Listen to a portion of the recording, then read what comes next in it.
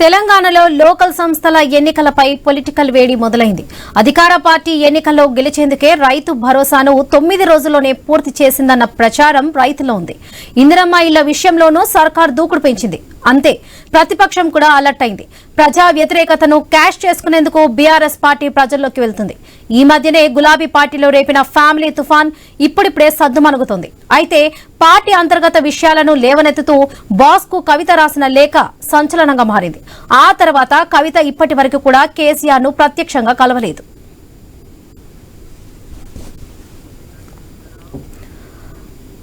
అంతేకాదు, తెలంగాణ ఉద్యమంలో జోరుగా పాల్గొన్న తెలంగాణ జాగృతి సంస్థను మళ్లీ యాక్టివేట్ చేసేందుకు కవిత ప్రయత్నాలు చేస్తుంది. ఇప్పటికే పలు చోట్ల జాగృతి సమావేశాలు నిర్వహించిన కవిత రాబోయే లోకల్ ఎన్నికలకు సిద్దంగా ఉండాలని పిలుపునిచ్చారు. లోకల్ ఎన్నికల్లోనే బీసీలకు 42% రిజర్వేషన్లు అమలు చేయాలని డిమాండ్ చేస్తుంది. అందుకోసం ఇప్పటికే బీసీ సంఘం జాతీయ అధ్యక్షులు ఆర్ కృష్ణయ్యను కూడా కలిశారు. లోకల్ ఎన్నికల్లో అధికార పార్టీకి బీసీలు గట్టి షాక్ ఇస్తారని కూడా వార్నింగ్ ఇచ్చారు.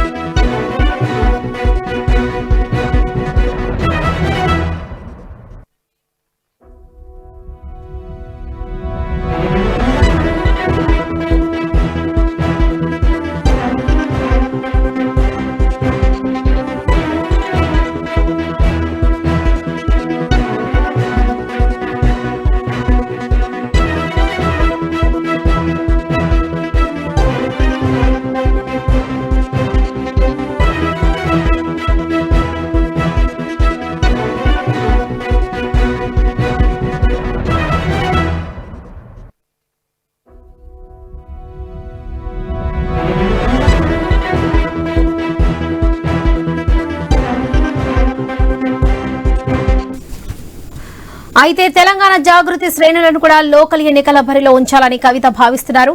అందుకే జాగృతి కార్యకర్తలకు ఓ పిలుపు కూడా ఇచ్చారు. ఇలాంటి టైంలో ఎన్నికలపై కవిత ఇచ్చిన స్టేట్మెంట్ సంచలనంగా మారింది. కాంగ్రెస్ పనితీరుపై ప్రజలు విసుగుపోయి ఉన్నారని, ఇది బీఆర్ఎస్ కు ఉపయోగపడుతుందని కామెంట్ చేశారు.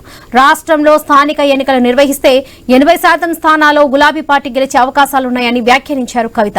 అంటే ఇంకా బీఆర్ఎస్ పార్టీతో టచ్ లో ఉన్నట్లుగానే సంకేతాలు ఇస్తున్న కవిత రాబోయే ఎన్నికల్లో గులాబీ పార్టీని గెలిపిస్తామన్నారు. అంతేకాదు, స్థానిక ఎన్నికల్లో జాగృతి నాయకులు ఎవరైనా పోటీ చేయాలని భావిస్తే బీఆర్ఎస్ వర్కింగ్ ప్రెసిడెంట్ కేటీఆర్ ను కలిసి విజ్ఞప్తి చేయాలని సూచించారు. లోకల్ గా ఏమైనా సమస్యలుంటే కేటీఆర్ కు లేఖ రాయాలని జాగృతి క్యాడర్ కు పిలుపునిచ్చారు కవిత. జాగృతి ఆధ్వర్యంలో చేపడుతున్న కార్యక్రమాలకు బీఆర్ఎస్ నాయకులు కూడా వస్తున్నారని తెలిపారు. అంటే వచ్చే లోకల్ ఎన్నికల్లో బీఆర్ఎస్ తోనే వెళ్లాలని కవిత నిర్ణయంగా ఉన్నట్లు తెలుస్తుంది. అయితే BRS chief KCR, working president KTR ఎంతవరకు రియాక్ట్ అవుతారు? లేఖ దుమారం తర్వాత కవితను కలుపుకొని వెళ్తారా? కలిసి వెళ్తే జాగృతి శ్రేణులకు కూడా టికెట్లు ఇచ్చే ఛాన్స్ ఉందా? దీనిపై కేటీఆర్ ఎలా స్పందిస్తారు అన్నదే ఇప్పుడు గులాబీ శ్రేణులో చర్చగా మారింది.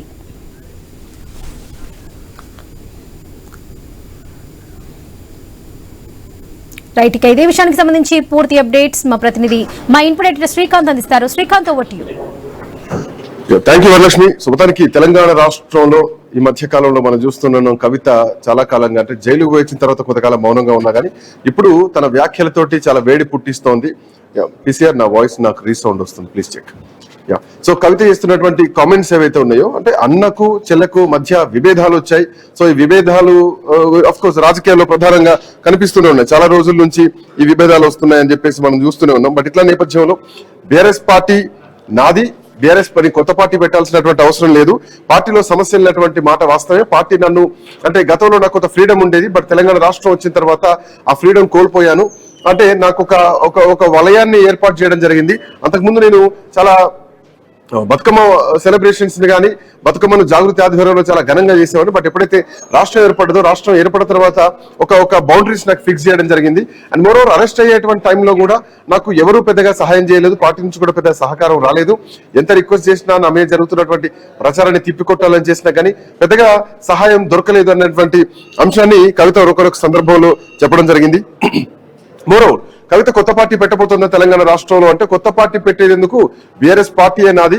అండ్ మోరోవర్ భవిష్యత్తులో ఎప్పటికైనా ముఖ్యమంత్రి అవుతాను, అది 10 ఏళ్లకైనా 20 ఏళ్లకైనా ఖచ్చితంగా ముఖ్యమంత్రిని అవుతానంటూ కూడా అఫ్ కోర్స్ ఆశాభావం వ్యక్తం చేయడం తప్పేం లేదు.